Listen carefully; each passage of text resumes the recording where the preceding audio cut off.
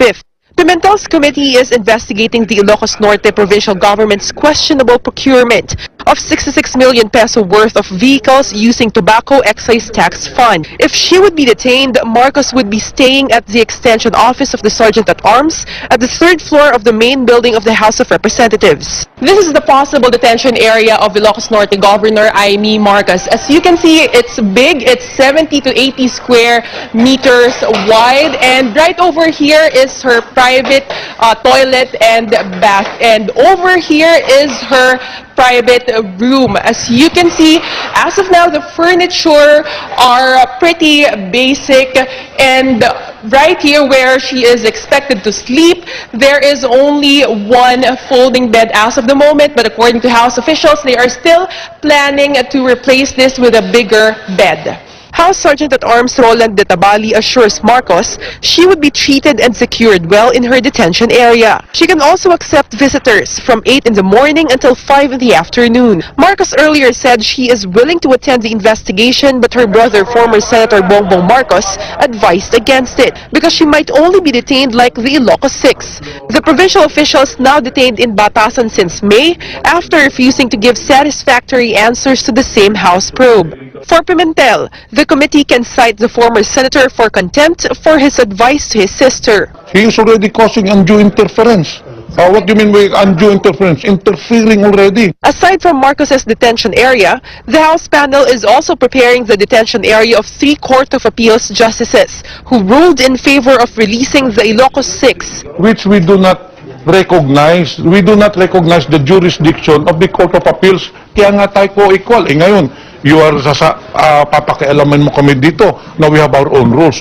Pimentel appeals to Governor Marcos and to the 3 Court of Appeals justices to attend the next hearing and to answer questions so they can finally put an end to the House investigation. Joyce Ila, CNN Philippines. Alan Timbayan, pagkanan doon. Mayor Inday Sara Duterte Carpio. Is my daughter here? I'd be most surprised if she is here. Fellow workers in government, my beloved countrymen.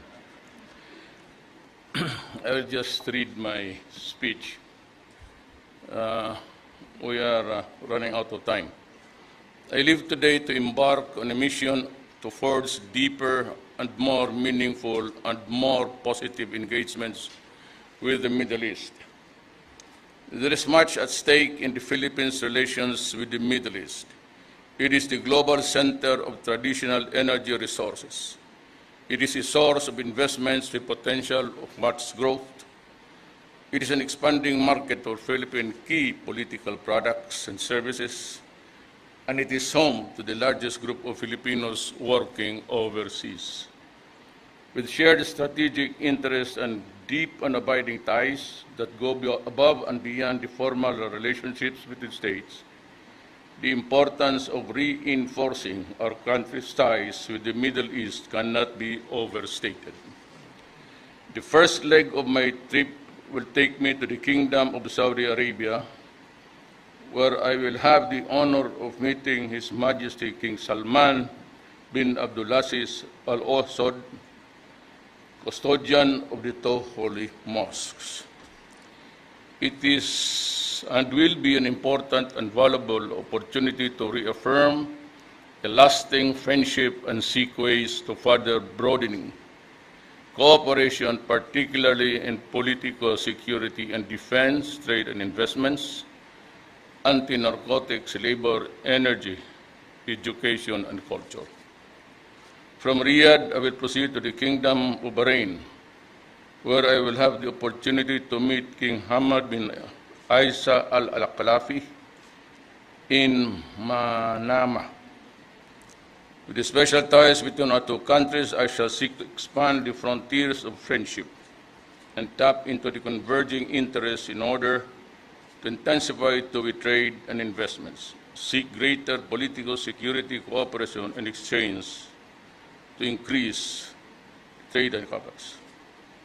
Following Bahrain, I shall proceed to Doha, where I will meet Emir Sheikh Tamim bin Ahmad Al Thani in Doha of the state of Qatar. The third leg of my trip will be no less engaging. There is always much explored to make the bilateral relations even more vibrant as they are.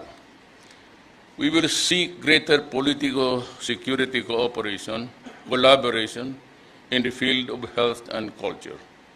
It is on top of this agenda of spurring two-way trade and investments.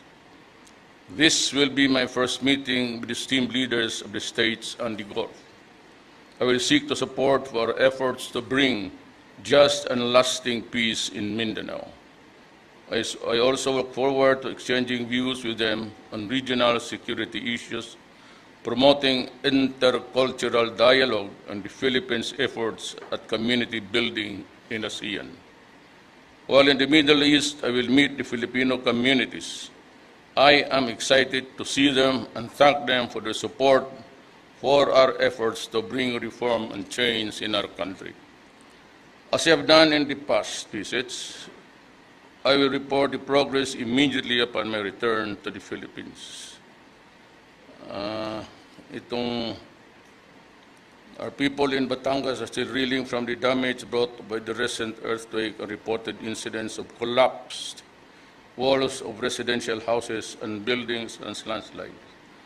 We are, however, relieved that no deaths have been reported despite the reported number of aftershocks. The concerned citizens of our government have immediately responded to give relief and ease the suffering of the affected residents by conducting evacuation, clearing of landslides along roads, and dispatching ready-to-eat foods. We are thankful to the national and local agencies of ensuring that the effects of disaster are mitigated. While the assessment of damages by the provincial government still continues, I have directed the national agencies to accelerate the delivery of services and hasten the rehabilitation of the affected public infrastructures and utilities. Rest assured, our government is on top of the situation.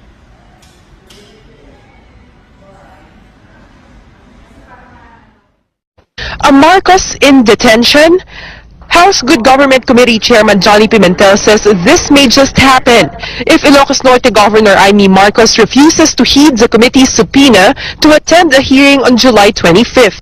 Pimentel's committee is investigating the Ilocos Norte provincial government's questionable procurement of 66 million peso worth of vehicles using tobacco excise tax fund. If she would be detained, Marcos would be staying at the extension office of the Sergeant-at-Arms at the third floor of the main building of the House of Representatives. This is the possible detention area of Ilocos Norte Governor AIMEE Marcos. As you can see, it's big. It's 70 to 80 square meters wide, and right over here is her private toilet and bath, and over here is her private room. As you can see, as of now, the furniture are pretty basic, and right here where she is expected to sleep, there is only one folding bed as of the moment, but according to House officials, they are still planning to replace this with a bigger bed. House Sergeant-at-Arms Roland de Tabali assures Marcos she would be treated and secured well in her detention area. She can also accept visitors from 8 in the morning until 5 in the afternoon. Marcos earlier said she is willing to attend the investigation, but her brother, former Senator Bongbong Marcos,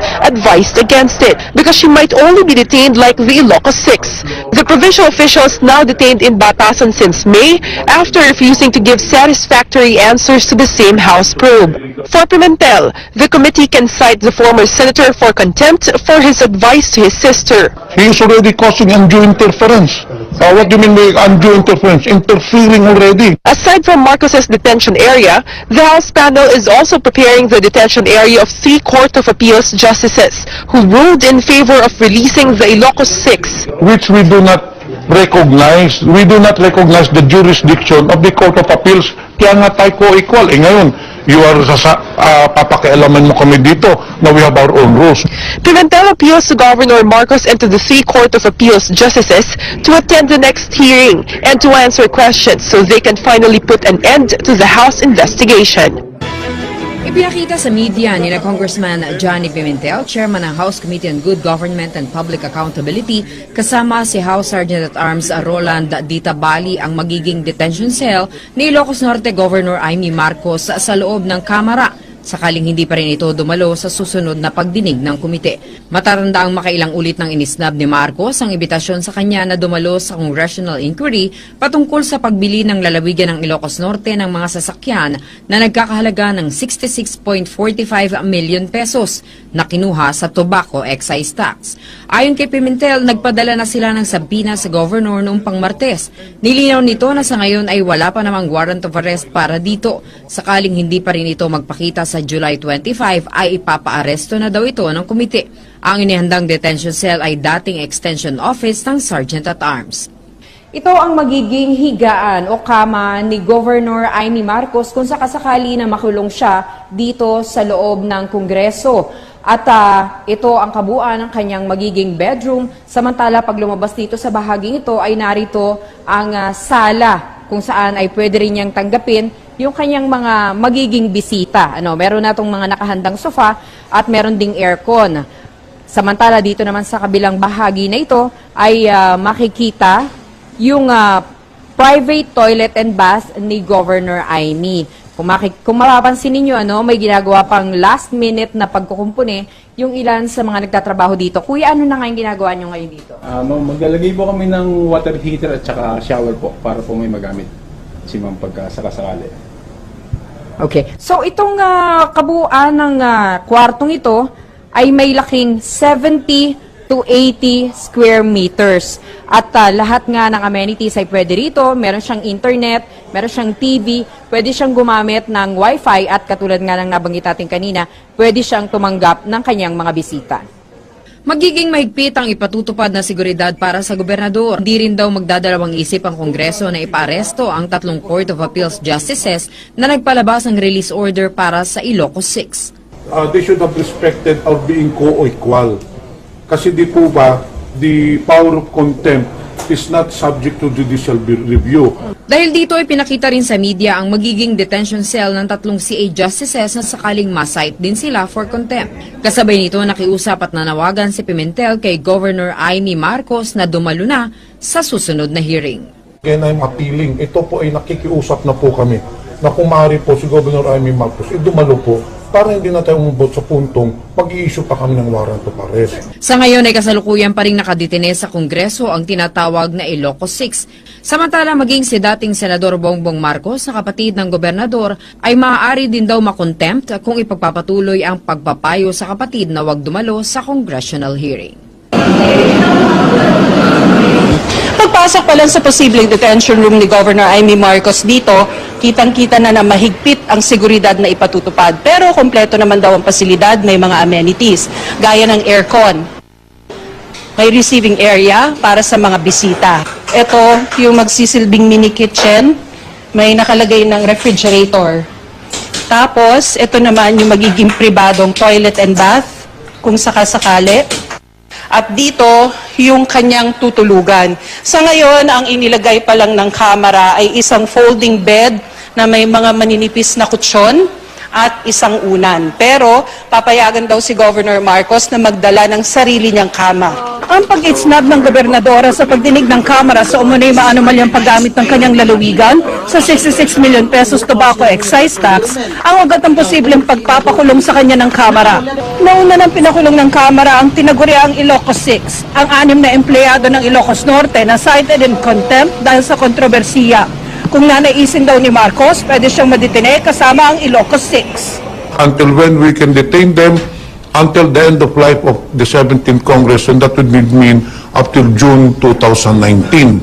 Pag-uusapan din ng Kamara kung dapat makontempt din ang kapatid niyang si dating Senator Bongbong Marcos na siya raw nagpayo na huwag siyang dumalo sa pagdinig sa Kamara.